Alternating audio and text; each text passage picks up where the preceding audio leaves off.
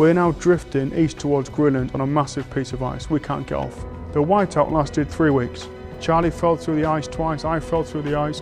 We knew we didn't have enough food. Worst day, 10 hours work, but only gained 200 metres. We lost 3.5 stone each. He fell through the ice again. Unbelievable.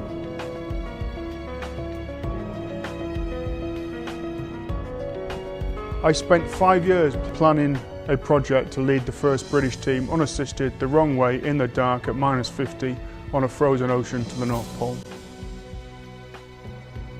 Basically, everyone thinks the North Pole and the ice is flat. It's an ocean, it moves. The lunar cycle, the tide, the wind open up the ocean. So one thing I was very aware of was that on the bad days, how do you keep the team motivated? So you imagine, I've got the team in there, they've done 10 hours work, we've gained 200 metres and I get the map out, there it is. And they're like, oh, we've gone 1 millimetre. They'll be thinking, crikey, 2 or 3 more days of this, we've got no chance. And once they believe they've got no chance, that's when things start to go wrong. So what we did is we folded the map away. And when we got in the tent at night, all you saw was that stage, because it's frightening. The goal is 2 months away, top of the world, 500 miles away. If that's what you've got to look at every single night, you must be thinking, we're never going to get there. So to stop some of the fear, we kept the map folded away and we just burnt it as we went along. I've learned so much through the experiences of not just the Marines, but also on the expeditions, managing other people, that you can then transfer this knowledge over. Spoken around the world, all the big business schools, over in America, in the UK, hundreds of different corporate organisations, whether it be from very intimate small groups, board groups at a board level, or up to 1,000 CEOs over in New York. Once you understand what the issues are within the company, you can then relate that to the experiences we had on the ice. And as long as you can transfer the messages over, then it's relevant. One thing that we did, which no one else had done in as much detail, was we questioned the whole way that you travel on the Arctic Ocean. Most projects, if you go back 25 years, they would just take the same kit list as the person the year before. We redesigned the whole front of the sledge. It weighed 9 pounds, not 50. So with one piece of equipment, as a group, we're 41 pounds lighter. And all that does is breeds confidence in the rest of the team.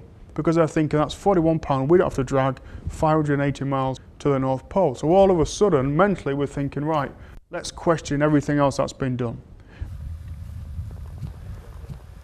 Day 70. Last night in the tent, thank God. No food left, no drinks left, just on drinking water at the moment.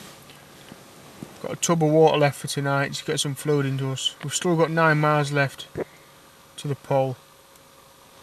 It'll take us about 7 hours in the condition we're in. We'll probably get 4 hours sleep tonight. Get up. Crack on in the morning, first thing. 7 hours to get there. We're exhausted. Completely exhausted. But this is a typical picture of how we would walk. Now all the trips I've done, whether before this one especially, and since this trip, I've found that you're constantly learning. You're constantly learning about yourself, about managing people, about looking after your team, and also about how to manage adversity and problems. Now one thing I knew, there was no way I could deliver this project if it was Alan's leading the group from the front and the rest of the guys are just there to make up the numbers. So I had to somehow keep them engaged. And the way I managed to do it was to lead from the back of the group. A lot of people think, a leader should be at the front, every hour, 24 hours a day, making the decision, blazing the trail. One, I'd be burnt out in about a week doing that, mentally and physically as well. And two, the rest of the group won't be engaged in the project. So I had more control leading from the back.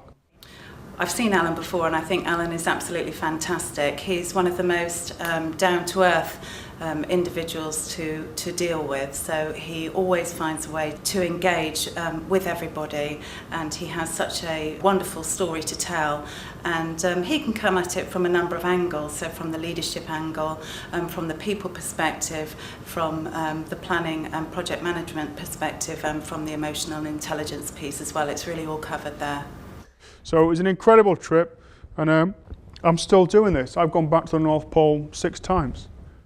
I've taken business leaders, men, women, from different countries, different nationalities, different religions, and trained them for a year with one common goal: to get to the top of the world.